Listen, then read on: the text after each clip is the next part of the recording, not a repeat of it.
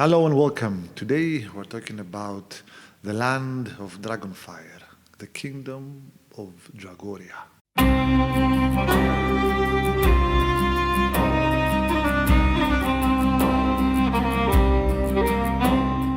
In the land of Dragoria, a strange beauty unfolds, where a kingdom's tale begins, with refugees from the southern realms crossing the Lion Mountains into scorched lands claimed by Dragonfire. Settlements once burned by Oligarius now rise again, shaped by the hands of newcomers from the folk. The tribe merges, the Dragorians, warriors fierce, thriving in the harsh, demanding realm. Welcome to this slow video. I'm going to explain the origins of the kingdom of Dragoria. So, Dragoria is located north of the Lion Mountains and south of the land called Evergrave, situated on the east side of Vitallia's mainland. Now, Dragoria was founded in the year 345, but the first citizens of Dragoria were refugees from the kingdoms of Lothan and Sarta, and they crossed the Lion Mountains in the year 343. So it is important to note that during that year, Oligorius the Red roamed the skies, a huge red dragon that rained havoc in many cities in Vitallia's mainland. So the cities of Dragoria were part of this huge destruction. And so it is said that Dragorians, when they first arrived in the desert and they came upon the ruined cities of the east, there was still smoke coming out of the stone, and the Dragonfire was still fresh. And so the Dragorians settled there, and they took the name of the dragon, and they formed their own kingdom, Dragoria. Now, Dragoria is built on a desert, the Red Desert of the East, but the eastern part of the kingdom is relatively fertile. But even in the barren part of the land, there are still some oases apparent, especially in the cities. So most of the cities of the Dragorian cities, they're built upon barren rocks, but there's pockets of fertile land. It's like a small miracle of the Sentinel. And so Dragorians are known for their military civilization. They have a very strict military regime, and their war training is very famous. So all of the Dragorians occupy themselves with perfecting the art of war.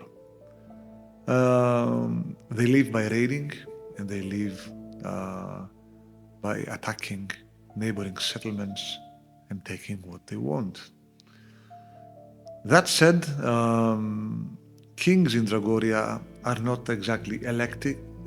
They are chosen by the people, and the candidates fight each other in mortal combat in a small island called King's Island, which is very far away from the rest of the kingdom.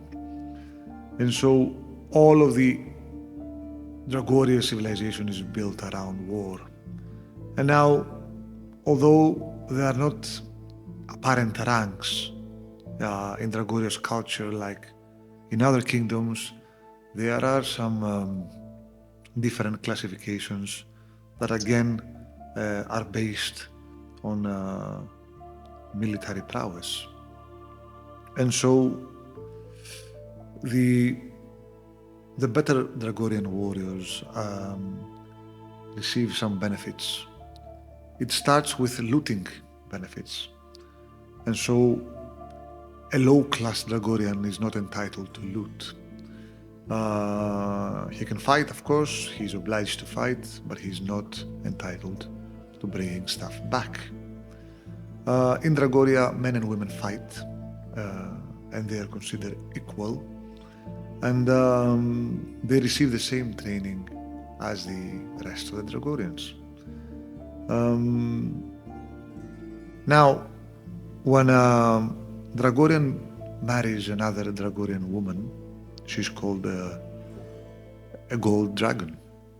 But when she marries a woman from another kingdom, most likely a person that was brought back by force during the looting process,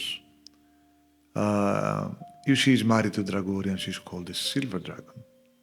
And it is a lower class Dragorian, let's say. Now, Dragorians have taken the dragon as their, let's say, spirit animal. They wear war masks in war.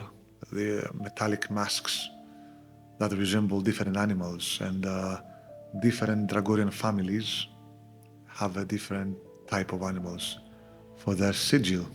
So you have the dragon mask, the tiger mask, the bear mask, and so on and so forth.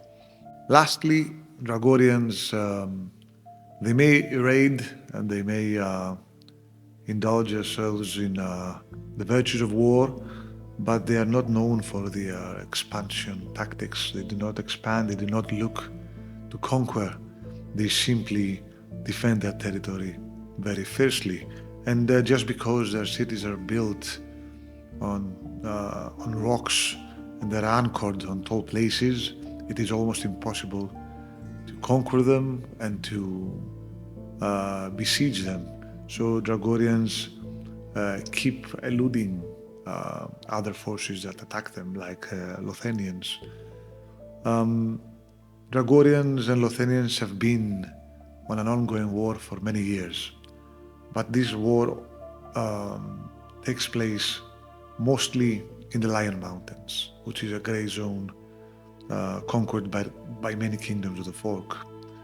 And so Dragorians make sure to defend their forts in the Lion Mountains and keep the outer forces repelled. That's it for this video. It was a small introduction to the kingdom of Dragoria and their culture. If you have any questions, please let me know. If you want to know more about Dragoria, you can follow the link to Well Danville. I will provide it in the description.